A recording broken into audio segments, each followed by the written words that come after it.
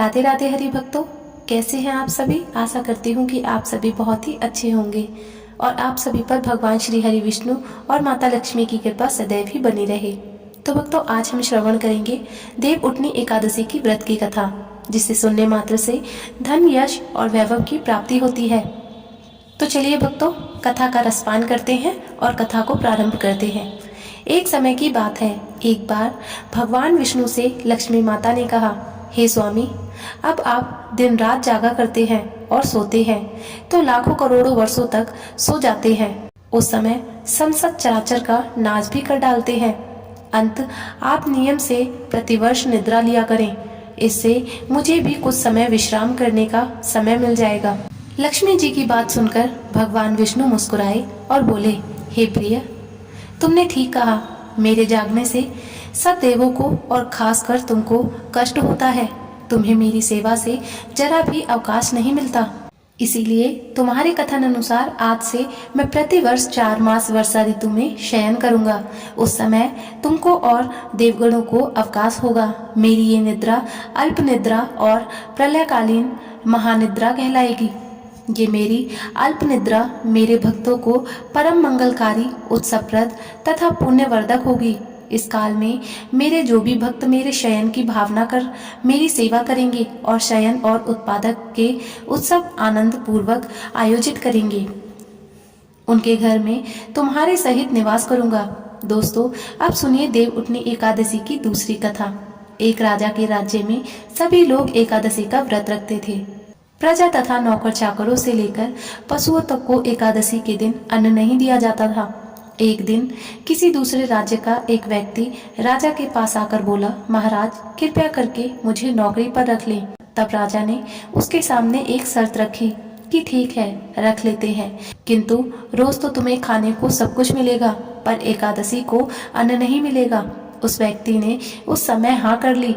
पर एकादशी के दिन जब उसे फलाहार का सामान दिया गया तो वह राजा के सामने जाकर गिड़गिड़ाने लगा, महाराज, इससे मेरा पेट नहीं भरेगा, मैं भूखा ही मर जाऊंगा, मुझे अन्न दे दो।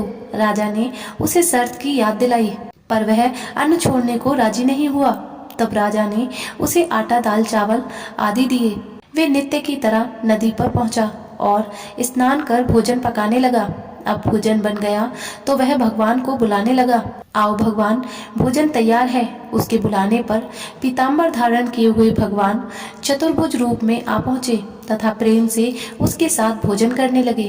भोजन आदि करके भगवान अंतर्धान हो गए तथा वह भी अपने काम पर चला गया। 15 दिन बाद अगली एकादशी को वह राजा से कहने लगा, महाराज, मुझे दुगना सामान दीजिए। उस दिन तो मैं भूखा ही रह गया। राजा ने कारण पूछा तो उसने बताया कि हमारे साथ भगवान भी खाते हैं, इसलिए हम दोनों के लिए ये सामान पूरा नहीं होता। ये सुनकर राजा को बड़ा आश्चर्य हुआ। वह बोला, मैं नहीं मान सकता कि भगवान तुम्हारे साथ खाते हैं। मैं तो इतना बड़ा व्रत करता हूँ, पूजा करता हूँ, पर भगवान ने मुझे कभी दर्शन नहीं दिए। राजा की बात सुनकर वह बोला, महाराज, यदि विश्वास ना हो तो साथ चलकर देख लें। राजा एक पेड़ के पीछे छिपकर बैठ गया। उस व्यक्ति ने भोजन बनाया तथा भगवान को शाम तक पुकारता रहा, परंतु भगवान नहीं आए। अंत में उसने कहा, हे भगवान, यदि आप नहीं आए तो मैं नदी में कूदकर प्राण त्याग दूंगा। लेकिन भगवान नहीं आए। तब वह प्राण त्यागने के उद्देश्य से नदी की तरफ बढ़ा। प्राण त्यागने का उसका दृढ़ इरादा जान शीघ्र ही भगवान को प्रकट होकर शीघ्र ही भगवान ने प्रकट होकर उसे रोक लिया और साथ बैठकर भोजन करने लगे। खा पीकर वे उसे अपने विमान में बिठाकर अपने धाम ले गए। वे देख राजा ने सोचा कि व्रत उपवास से तब तक कोई फायदा नहीं होता जब तक मन शुद्ध ना हो। इससे राजा को ज्ञान मिला। वे भी मन से व्रत उपवास करने लगा और अंत में राजा भी स्वर्ग को प्राप्त हुआ। मित्रों, देव उठनी एकादशी की तीसरी कथा सुनने से धन वैभव की प्राप्ति होती है। पौराणिक कथा के अनुसार एक राजा था। उसके राज्य में सभी प्रजा बहुत सुखी थी। एकादशी को कोई भी अन्न नहीं बेचता था, सभी फलाहार करते थे। एक बार भगवान ने राजा की परीक्षा लेनी चाहिए। भगवान ने एक सुंदरी का रूप धारण किया तथा सड़क पर बैठ गए। तभी राजा उधर से निकला और सुंदरी को देख चकित रह गया। राजा ने पूछा, हे सुंदरी, तुम कौन हो और इस तरह यहाँ क्यों बैठी हो? तब सुंदर स्त्री बने भगवान बोले, मैं निराशिता हूँ, नगर में मेरा कोई जान पहचान का नहीं है, किससे सहायता मांगू? राजा उसके रूप में मोहित हो गया था। वह बोला, तुम मेरे महल में चलकर मेरी रानी बनकर रहो। सुंदर स्त्री बोली, मैं तुम्हारी बात मानूंगी, पर तुम्हें राज्य का अधिकार मुझे सौंपना होगा। राज्य पर मेरा पूर्ण अधिकार होगा। मैं जो भी बनाऊंगी तुम्हें खाना होगा। राजा उसके रूप पर मोहित था, अतः उसने उसकी सभी शर्तें स्वीकार कर ली। अगले दिन एकादशी थी। रानी ने हुक्म दिया कि बाजारों में अन्य दिनों की तरह अन्न बेचा जाए। उसने घर में मांस मछली आदि पकवाए तथा परोसकर राजा से खाने के लिए कहा।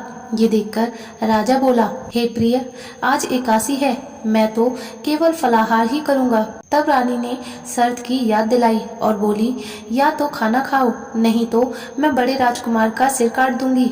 राजा ने अपनी स्थिति बड़ी रानी को कही तो बड़ी रानी बोली, महाराज, धर्म न छोड़ें, बड़े राजकुमार का सिर दे दें, पुत्र तो फिर मिल जाएगा, पर धर्म नहीं मिलेगा। इसी दौरान बड़ा राजकुमार खेलकर आ गया। माँ की आंखों में आंसू देखकर वह रोने का कारण पूछने लगा, तो माँ ने उसे सारी वस्तु स्थिति बता दी। तब राजकुमार बोला, मैं सिर देने के लिए तैयार हूँ, पिताजी के धर्म की रक्षा होगी, जरूर होगी। राजा दुखी मन से राजकुमार का सिर देने को तैयार हुआ तो रानी के रूप में भगवान विष्णु ने प्रकट होकर असली बात बताई। हे राजन, तुम इस कठिन परीक्षा में पास हुए। भगवान ने प्रसन्न मन से राजा से वर मांगने को कहा तो राजा बोला, आपका दिया सब कुछ है, हमारा उद्धार करें। उसी समय वहां एक विमान उतरा। राजा ने अपना राज्य पुत्र को सौंप दिया और विमान में बैठकर परम धाम को चला गया। मित्रों, अब सुनिए देव उठनी एकादशी पर तुलसी विवाह कैसे करें। जिन्हें कन्यादान करना होता है वे व्रत रखते हैं और श्री शालिग्राम की ओर से पुरुष वर्ग एकत्रित होते हैं, अर्थात वर पक्ष और वधु पक्ष वाले अलग अलग होकर एक ही जगह पर विधि संपन्न करते हैं। कई घरों में गोधूली बेला पर विवाह होता है या अभिजीत मुहूर्त हो तो उसमें भी विवाह कर सकते हैं। जिन घरों में तुलसी विवाह होता है वे स्नान आदि से निवृत्त होकर तैयार होते हैं और विवाह एवं पूजा की तैयारी करते हैं। इसके बाद आंगन में चौका सजाते हैं और चौकी स्थापित करते हैं।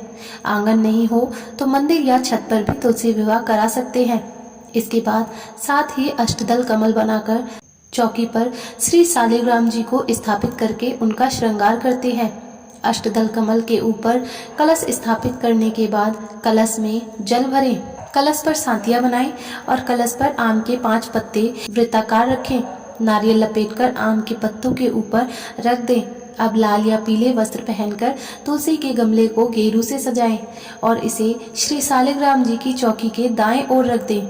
गमले और चौकी के आसपास रंगोली या मांडना बनाएं। घी का दीपक जलाएं। इसके बाद गंगा जल में फूल डुबोकर ओम तुलसाय नमः मंत्र का जप करें।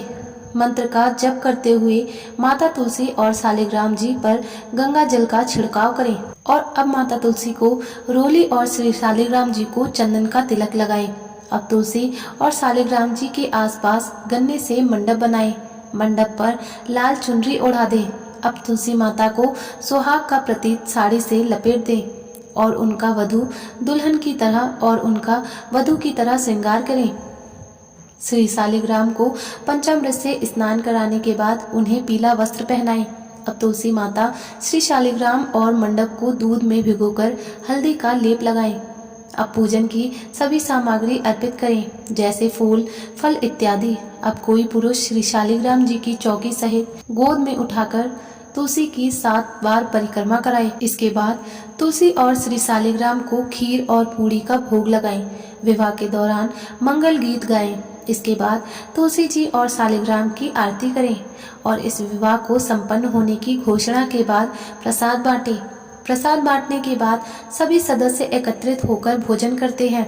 तुलसी जी का विवाह इन विशेष मंत्रोच्चारण के साथ करना चाहिए। वृंदा वृंदावनी विश्व पूजिता विश्व पावनी पुष्प सारा नंदनीय तुलसी कृष्ण जीवनी। ऐतभामाष्टक चैत्र श्रोत नामार्थ संयुतम या पठेत चा संपूज्य क्षेत्र मेघ फल मित्र। मित्रों, उम्मीद करती हूँ आपको देव उठनी एकादशी की ये कथा अच्छी लगी होगी। वीडियो अच्छी लगी हो तो लाइक, शेयर और हमारे चैनल को जरूर सब्सक्राइब करें। जल्दी मिलेंगे अगले वीडियो में। तब तक के लिए आप सभी को राधे राधे। जय श्री हरि विष्णु की, जय माता तुलसी की।